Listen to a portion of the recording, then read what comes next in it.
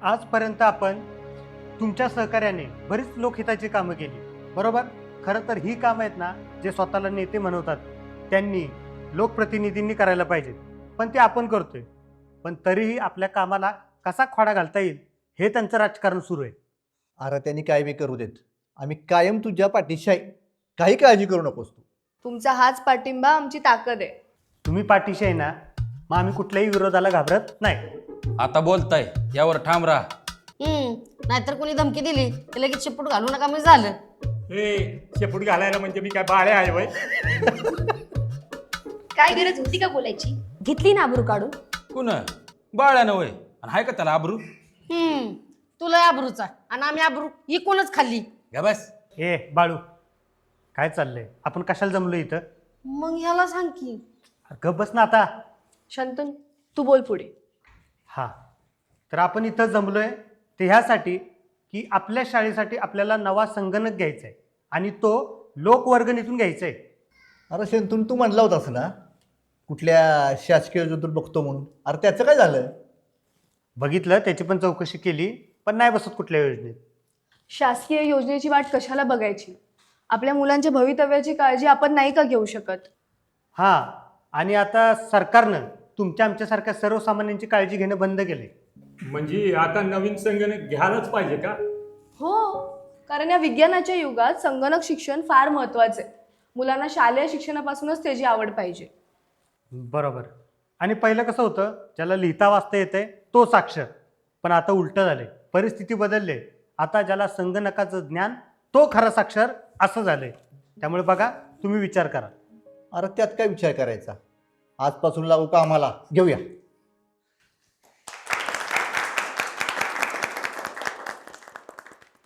आप्पा हा? कवर निघाला पाहिजे. अरे तू बघच आप्पाचा नियम कसा आहे ती. हा. झाली का नाही राणी माझी? म्हणजे आप्पाचा विषय लय हार्ड आहे. मग आप्पा चला अजून एक डाव खेळूया. हे खाली अजून एक डाव खेळूया. इकडे ये. त्या वरलेळीच्या संपान पैसे दिलं का? गेलो होतो, मग पण तो म्हणलाय आप्पासनी म्हणावं एवढा महिना थांबा, पोरगीची डिलिव्हरी जवळ आली आहे. अरे डिलिव्हरीचा आणि पैशाचा काय संबंध आहे? काय झालं आप्पा, मागच्या टायमाला पण त्या पुरीचं सीझर झालंय आणि ह्या बी टायमाला सीझर करायच लागेल. पैशाचा जरा खर्च आहे म्हणून मला एवढा महिना थांबा.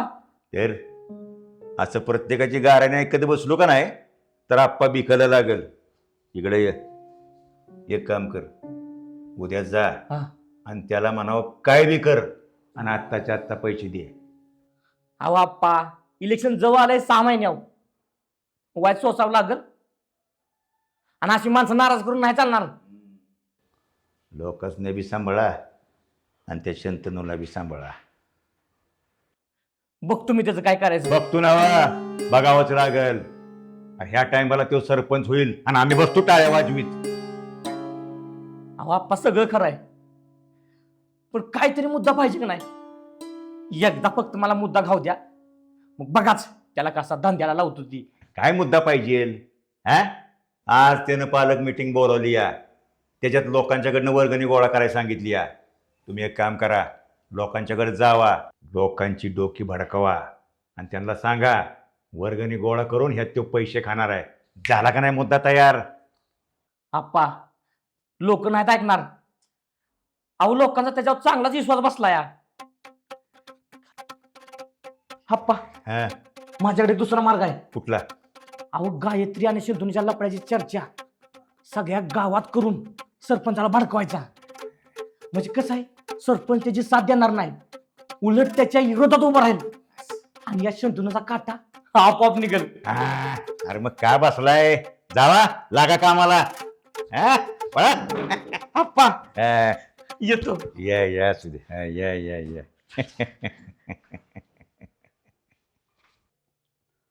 बाबा मी मोटर बंद करून येतो. आत्ता 5 वाजता? आत्ता जळाली असेल मोटर. एक काम कर, जाताना कोणाला ते बरोबर घेऊन जा. बर. कुठे गेली होतीस? शाळेत. कशाला? बाबा तुम्हाला सांगितलेलं ना, शाळेसाठी कम्प्युटर घ्यायचा आहे. त्याच संदर्भात पालकांसोबत मीटिंग करायची होती. कारण शाळेचं, पण याच कारणातनं तुमच्या भेटी वाढायला गेल्यात. बाबा तुम्हाला मी आधीच सांगितलेलं, शाळेच्या संदर्भात काही बोलायचं असेल, भेटायचं असेल तर त्यालाच भेटणार ना. शाळेच्या कामासाठी असेल तर ठीक आहे, पण भेटी जर वाढल्या ना तर त्याचे परिणाम काय होतील हे तुला वेगळं सांगायची गरज नाही. आणि कानावर पण बरंच काय काय ऐकू यायला लागले. काय बरंच काय काय आलंय? एकदा विषय सोडला होता, पण परत गावात तुमच्या दोघांच्या चर्चा रंगायला लागल्यात. बाबा परत परत तुम्ही त्याच लोकांवर विश्वास ठेवताय आणि माझ्यावर विश्वास का नाही ठेवत? तुझ्यावर विश्वास ठेवतो ग, पण माझी बदनामी होऊन माझ्या राजकीय कारकिर्दीला जर धक्का लागणार असेल ना तर मी त्याला आणि तुला पण जिवंत ठेवणार नाही. बाबा विरोधक भडकवतायत आणि तुम्ही भडकताय. ते भडकवतायत ना कारण मी आणि शंतनू लोकांच्या भल्यासाठी काम करतो. यात तुम्हाला फायदा आहे पण त्यांना राजकीय तोटा. बाबा जरा विचार करा. ठीक आहे, पण आजपासून मला विचारल्याशिवाय कुठंही जायचं नाही. संग्राम, आजपासून गेटला कायम लॉक करा. आजपासून का? आत्ताच करतो की.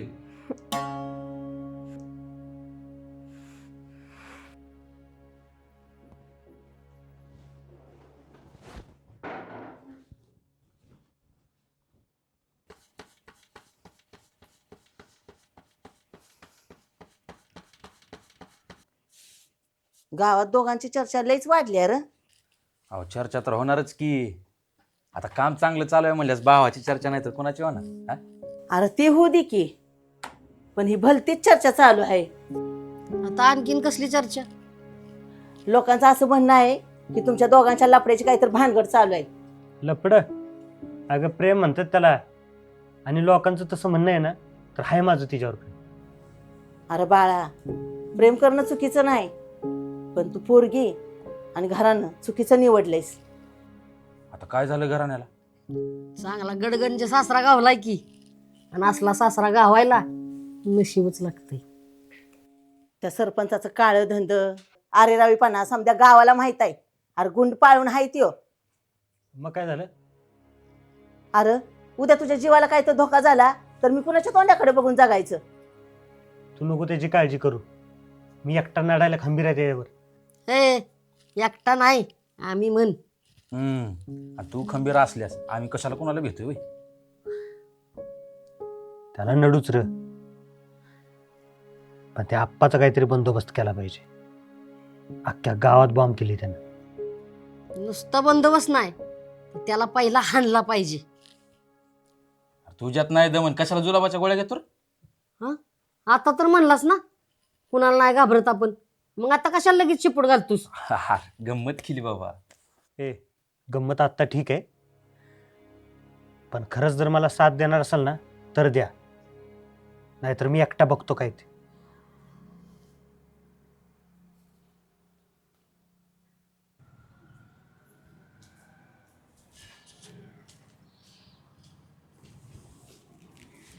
आलो.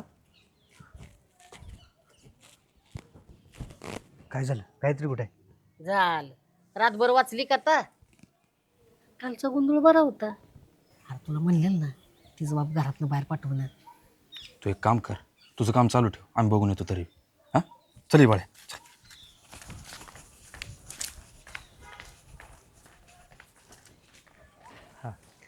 हे बघा, तुमच्या सगळ्यांच्या मदतीनं आज आपलं शाळेला संगणक घेण्याचं स्वप्न पूर्ण झालं. पण आमच्या कानावर आलंय की तू त्यात पैसे खाल्ले म्हणून. कानावर आलं म्हणताय, मग स्वतः बघितल्याशिवाय कशाला बोलताय खरं खोटं? आता आपण कशाला बघायला गेलो या, खरं का खोटं ते? त्याच्या विश्वास ठेवून दिल्यात पैसे आपण. मग खरं खोटं बघितल्याशिवाय कशाला बोलताय? का आपली उगच उचलली जीभ आणि लावली टाळ्याला? बरोबर, ऐका माझं ऐका. हे बघा, त्याला शंका आले, त्याच्या कानावर आले, ह्याच्यापेक्षा मी पैसे घेतलेत ना, तर तुमचा अधिकार आहे मला विचारायचा की बाबा पैशांचं काय झालं, पैसे पुरले का? कळलं? लोकांच्या अफवांवर विश्वास ठेवू नका. या अफवा करणाऱ्यांवर एकदा टोलेच द्या. नाहीतर काय, चांगल्या कामाला गुन्ह्यागाळी सवयच आहे त्यांना. आता हे बघा, बाकी कुठल्याच गोष्टींवर विश्वास ठेवू नका. उद्या सकाळी 9 वाजता शाळेत हजर राहा. ऐकलं का? उद्या सकाळी सर्वांनी इथं 9 वाजता जमायचंय. आणि कोण आडकाठी करायला आलं तर आपण त्याला टोले हाणू. असं नाही कोण करणार. आणि ती नालायक झालीत म्हणून आपण नालायक नाही व्हायचं. आणि त्यांच्या बोलण्यातच दम आहे फक्त. नालायकांचं काही सांगता येत नाही. आपण आधीच सावध व्हायचं आणि आले की बुडावरच टोले हाणायचे. बरं, तुम्हाला काय करायचे ते करा, पण उद्या सकाळी 9 वाजता शाळेत हजर राहा. या.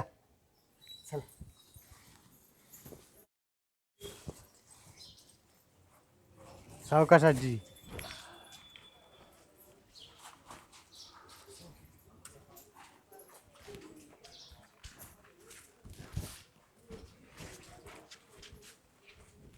काय झालं? मी म्हणलेलं तसंच झालं का नाही बघ.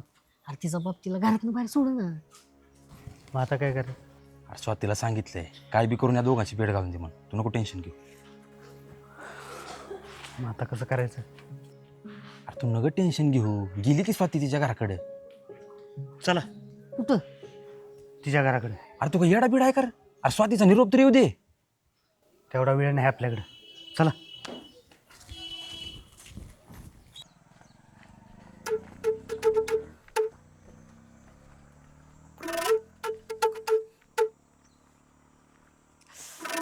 अरे देवा, तुम्ही का आला तिकडे? मी तुम्हाला बोललेली ना, मी तिला आपल्या नेहमीच्या ठिकाणावर घेऊन येते. अगं ऐकतोय कुठं? उतावळ्या नवऱ्यावानी करतय. एकतर तिला बाहेर सोडणार. ती कधी येणार तिकडे? त्याविषयी इथंच थोडा वेळ बोलून घेतो. बरं थांबा इथेच, मी तिला बोलवते.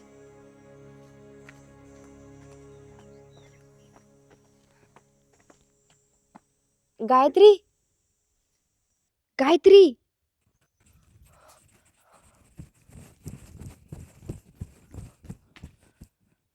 काय ग, कुठे आहे तो?